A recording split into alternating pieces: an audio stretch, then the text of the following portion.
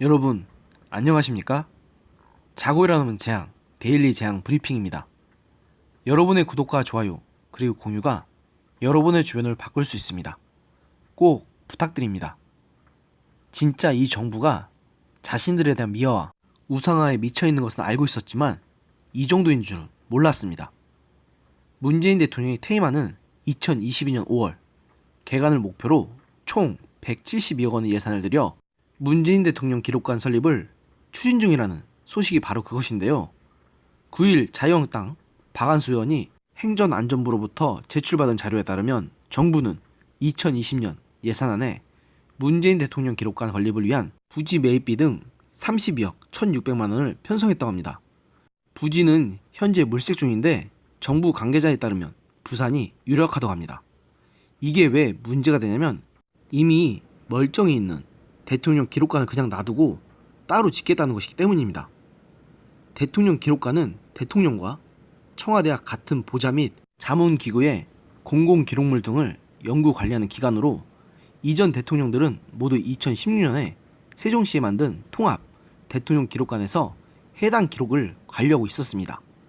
그런데 이건 아예 별도로 문재인 대통령만을 위한 대통령 기록관을 건립하겠다는 뜻입니다. 이렇게 개별 대통령 기록관을 건립하는 것은 문재인 대통령이 사상 처음입니다.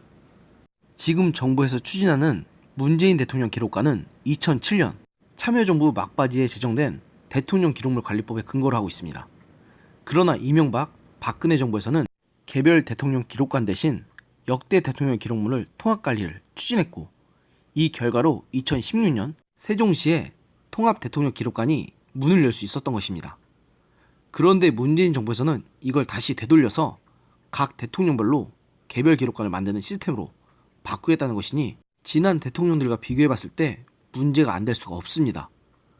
대통령 기록관은 민간에서 세우는 대통령 기념관과는 달리 정부에서 직접 예산을 편성하고 운영하기 때문입니다. 정부에서는 대통령 기록관과 대통령 기념관을 연계해 대통령 관련 문화기관으로서 위상을 세울 수 있다고 애써 변명했지만 이 사실을 처음으로 언론에 알린 박한수 의원은 현직 대통령이 재임 중에 국민 세금으로 자신의 대통령 기록관을 만드는 것은 다른 나라에선 찾기 힘든 일이다. 문재인 대통령 타운을 만들겠다는 것이라고 말하면서 매우 강하게 비판했습니다.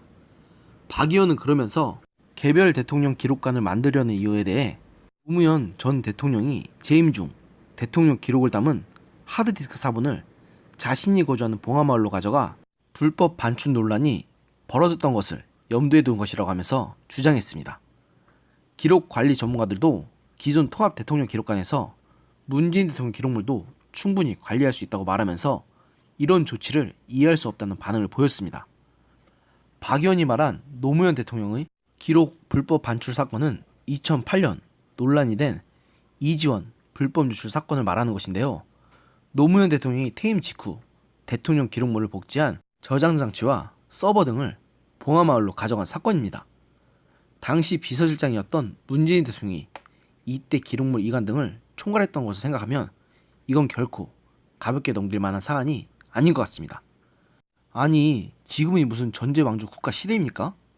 저는 문재인 대통령이 별도의 기록관이나 기념관을 지을 만큼 높은 업적을 쌓은 대통령이라고 생각하진 않지만 아직 문재인 대통령의 임기가 반도 지나지 않은 상황에서 벌써 이런 행동을 한다는 것은 명백히 자신을 대한민국 역사상 가장 훌륭한 대통령으로 미화하기 위한 작업을 하라는 것밖에는 볼 수가 없습니다. 문 대통령에 대한 평가는 후대에게 맡겨야지 왜 지금 정부 사람들이 자의적으로 이런 행동을 하는 겁니까? 이런 식으로 후대에 세뇌하려는 겁니까? 그렇다면 저는 더더욱 당신들을 용서할 수가 없습니다. 어떻게 감히 역사 앞에서 이렇게 오만할 수가 있단 말입니까? 부디 이 사업이 무산되기 바랍니다. 오늘의 영상은 여기까지였습니다. 들어주셔서 감사합니다.